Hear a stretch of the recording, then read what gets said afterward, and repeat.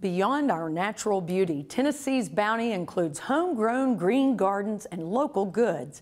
And when Nashville Chef Hal Holden-Bache began seeking out this local fare, he took it seriously. With Gator Harrison at his side, Chef Hal enlisted a long lineup of all sorts of local groceries to deliver a set of intriguing and delicious, yet surprisingly doable dishes. Hey guys, welcome into the Green Galley. Thank you, Miss Melinda. And of course, here in the Green Galley, we love to take Tennessee homegrown products and turn them into works of art that you can serve for your family and friends. To help us, it's Chef Hal Holden-Bache. How did I do? You did fine. You did fine. Nice to have you in the Green Galley here with us. What are we going to be making? Well, thank you for having us. Today we're going to start off by making a chicken liver terrine. We're going to do that using local Tennessee chicken livers from McDonald Farm in Holden-Wall, Tennessee. Very good. They also bring us whole chickens and the eggs that we're going to be using as well. We're going to be serving that with some crusty bread from Provence Bakery in Nashville, and we're going to be serving that along with some pickled peaches. Well, certainly, I think he gets the green concept, and I'm not talking rookie. Okay, well, where do we start with this? We're going to take our fresh chicken livers. Normally, me and Pops would go fishing with those, but okay. Yeah, I've definitely fished with chicken livers before, too. But basically, the recipe at the restaurant that we use is 5 pounds of chicken liver, 10 whole farm fresh eggs, 1 quart of heavy cream, salt, pepper, and then we also have a pâté terrine spice that you can buy with all the spices already mixed together. Okay. So we have our chicken liver, we have our egg there. We're going to blend this all up. Now, how much of the whipping cream did you just put in? That was probably about a ½ cup and 1 egg. Okay. We just zap it here in the food processor. In the beginning, we're just bringing all the products together. And after we strain it and season it and mix it all together, we're going to wind up with something like this, which I would ladle into ramekins.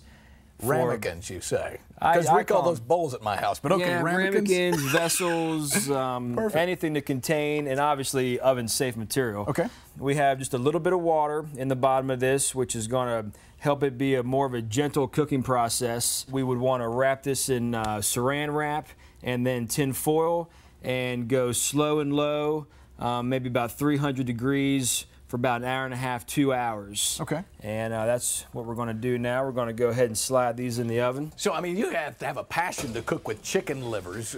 So where did you get your passion for cooking? Well, my passion for cooking was definitely given to me originally from my mother. I think it was kind of my way of getting out of doing my homework after school.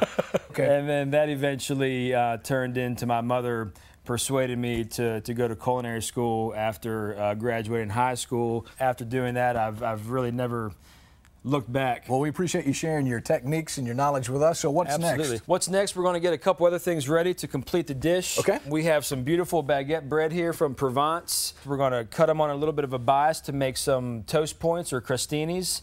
And I just have a little simple blend here of some extra virgin olive oil, salt, fresh black pepper. We have a couple crostinis ready. So you cut them in baguettes, you just put the oil on top, and what do you bake them at?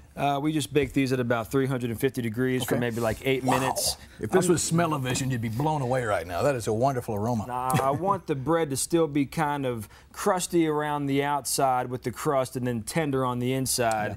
It's going to go very nicely with the chicken liver. Okay. Take a couple of these pickled peaches here. And where were they pickled and jarred at? They were actually pickled and jarred in Bellevue, Tennessee. So we're just going to kind of julienne and then spin the peach a little bit to get a nice little dice on there. Okay. And so is this something you guys serve at the Eastland Cafe? How would you describe your menu there? And the menu at Eastland, it's still about, you know, trying to educate your guests and letting them form some kind of trust in you as a restaurant and as a chef to where they'll come in and possibly try things they wouldn't normally try.